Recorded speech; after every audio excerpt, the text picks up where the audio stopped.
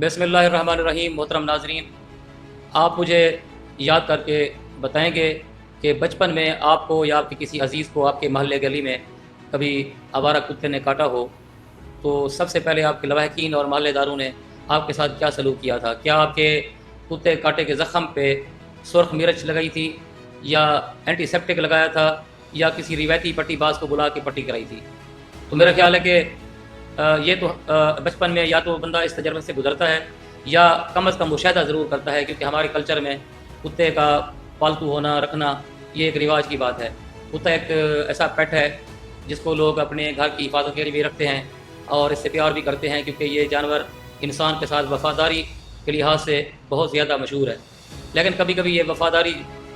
Irritation की वजह से नुकसान भी पहुंचाती है, क्योंकि कुत्ता कभी खाम खा नहीं काटता। ये तो उसकी खुराक और उसके बच्चों की हिफाजत, या जिस जहाँ की ज़िम्मेदारी घर या किसी जगह की अगर ज़िम्मेदारी उसकी ज़िम्मे है तो उसके तहफ़्फ़ुज़ के लिए काटता है। आमतौर पर रिएक्शनरी तौर पर काटता है। बहरहाल जो भी वजह हो, हमारे पास पेशेंट आते हैं और उसमें बतौर लवाहकीन जो गलतियाँ करते हैं और बाद में उसकी नुकसानात होते हैं। हम चाहते हैं आज आपको शान लतीफ़ सर्जिकल अस्पताल के हेल्थ एजुकेशन फोरम से उन गलतियों का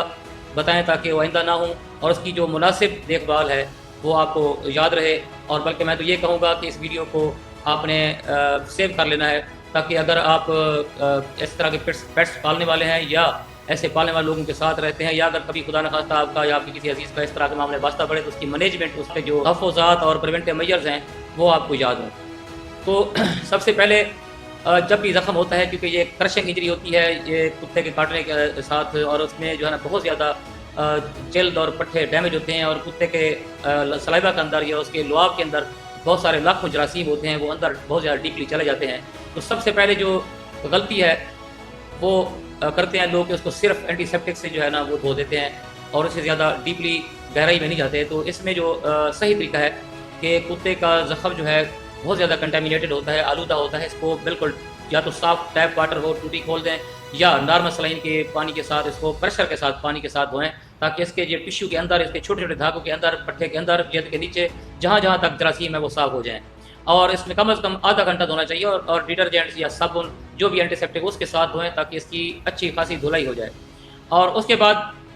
दूसरा जो हम देखते हैं कि गलत काम होता है कि जी लोकली पेशेंट के जो ज़ख़म होते हैं उसको टाँके लगा देते हैं। हालांकि ये बहुत ज़्यादा गलत है, टाँके नहीं लगाने चाहिए, और इस तरह के ज़ख़म को ओपन जो है ना रखना होता है, उसकी धुलाई करनी होती है, उसके ज़ख़म की मरहम पट्टी करनी होती है, ताकि उसके जरासीम जब हम क्लोज़ करेंगे तो यकीनन जो है ना वो ऐसे बैक्टीरिया जो है ना जिनको ऑक्सीजन नहीं चाहिए होती, वो टेटनस समेत बहुत सारे जरासीम होते हैं जो अंदर बीमारी फैलाते हैं, तो उसका बहुत ज़्यादा इन्फेक्शन और सेप्सिस होने का खतरा होता है। तो ये टाँके लगाना, सिवाय इसमें अगर कोई कॉस्मेटिक एरिया हो, मसलन गर्दन है या चेहरा है, तो वहाँ पे कॉस्मेटिक वो लूज स्टिचेस हम लगा सकते हैं। और इसमें फिर अगली गलती जो है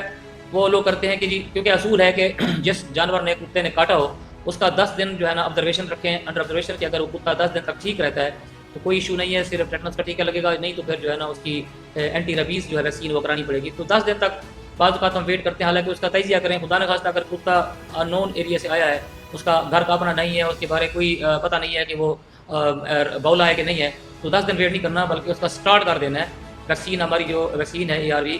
वो लगा देनी है, ताकि जो है ना अगर 10 दिन बाद कुत्ता ठीक रहता है तो बेशक हम ये अपना जो शेड्यूल है वो ड्रॉप कर देंगे, लेकिन रिस्क नहीं लेना, क्योंकि खुदा न खास्ता अगर बाद का चेहरे के नज़दीक कहीं अगर कुत्ते ने काटा है तो 10 दिन से पहले खुदा उसके रिएक्शन आना शुरू हो जाते हैं और फिर रेबीज़ का खतरा होता है। तो ये बहुत बड़ी गलती होती है कि 10 दिन इंतजार करते हैं, डिले करते हैं इलाज को, तो वो नहीं करनी। बर वक्त जो है ना अपना ARV शुरू करानी है, उसका शेड्यूल, ताकि जो है ना उसका जो खतरा है रेबीज़ को उससे बचे जा सकें। और नेक्स्ट जो गलती है उसमें जो रेबीज़ इम्यूनोग्लोबुलिन होती है, दवाई इंजेक्शन होता है, वो लगाना होता है, ताकि इसके जो असरात हैं, खुदा न खास्ता अगर रेबीज़ का ख़तरा है तो वो लगाते हैं जहाँ पे इंजरी हो, वहाँ उसके मार्जिन में, उसके सराउंडिंग में, ताकि उसका इफेक्ट फौरी हो जाए। जबकि हम जो है उससे दूर अगर पट्टे में लगाते हैं, किसी थाई में या ऊपर जो है ना कंधे में, डेल्टाइड में, तो उसका रिजल्ट नहीं मिलता, नुकसान होता है। तो उससे बेहतर है कि जहाँ पे इंजरी हो उसी ज़ख़म के मार्जिन और सराउंडिंग में लगा दें, और मज़ीद अगर इंजेक्शन बचता है तो वो फिर थाई पे या डेल्टाइड या कंधे पे हम लगा सकते हैं। तो ये जो है ना इस इंजेक्शन का भी डिले न करें। और सबसे अहम बात ये कि हम क्योंकि जब कुत्ते काटे की बात करते हैं, रेबीज़ की बात करते हैं, तो फिर उसी मैनेजमेंट में चक्कर में लगे रहते हैं, लेकिन अहम तरीन चीज़ होती है वो टेटनस का इंजेक्शन है। ऐसे लोग जिनको टेटनस का इंजेक्शन पहले लगा हुआ है, अगर 5 साल ज़्यादा हो गए या अननोन है हिस्ट्री के, पता नहीं लगा है कि नहीं लगा, उसको टेटनस से बचाव का इंजेक्शन लाजमी लगाना है, क्योंकि ओपन जख्म है, इसमें टेटनस के होने का शदीद खतरा होता है। और फिर उसमें اہم ترین چیز ہے اینٹی بائیوٹک کا استعمال. اینٹی بائیوٹک ہر اینٹی بائیوٹک کام نہیں کرتا, یہ اسکن والے اینٹی بائیوٹک کام نہیں کرتے, یہ اس میں بہت زیادہ کیونکہ جراثیم ہوتے ہیں کتے کے سلائیوا میں, تو اس میں اسپیشل اینٹی بائیوٹک ہوتے ہیں وہ لگانے چاہیے. تو مطلب یہ ہے کہ سر اس میں جو اہم ترین اس کا خلاصہ ہے کہ ہم نے کتے کاٹے کے زخم کو بھی نظر انداز نہیں کرنا, اس کی سیفٹی کے حوالے سے اینٹی ریبیز ویکسین کا بھی جو ہے نا لگانا ضروری ہے, اور ساتھ امینو گلوبولین لگانا ضروری ہے, ٹیٹنس کی انجیکشن لگائیں, کیونکہ آپ کو پتہ ہے کہ جو ریبیز ہے بولا پن جو ہے کتے کا, اس کا کاٹنا ایسی خطرناک بیماری ہے کہ انسان کے پاس آج تک ابھی تک اس کا کوئی علاج نہیں ہے, صرف اس کا تحفظ کر سکتے ہیں. یہ ایسا حادثہ اگر کسی کے ساتھ ہو جائے تو کم از کم یہ 3-4 اہم ترین باتیں جو ہم چاہتے تھے کہ آپ کے ساتھ شیئر کریں, اس پر عمل کریں, کیونکہ اللہ نہ کرے آپ میں سے کسی کے عزیز کو یہ افسوسناک قسم کی بیماری جو ریبیز ہے ہو, جس میں انسان کا جو دماغ ہے وہ کام چھوڑ دیتا ہے, پٹھے کام چھوڑ دیتے ہیں, اس سے ہائیڈروفوبیا ہو جاتا ہے, بہت زیادہ اریٹیٹ ہو جاتا ہے, بہت زیادہ تکلیف میں رہتا ہے. جتنا اس کو تکلیف ہوتی ہے اتنا اس کے خاندان کو اس تکلیف سے گزرنا پڑتا ہے. میری دلی دعا ہے اللہ کرے ہم میں سے کسی کو بھی کسی اپنے عزیز کا یہ دکھ نہ دیکھنا پڑے. اللہ تعالیٰ آپ کو اپنی حفظ و امان میں رکھے, اللہ تعالیٰ آپ کو صحت کی بادشاہی دے. بہت شکریہ.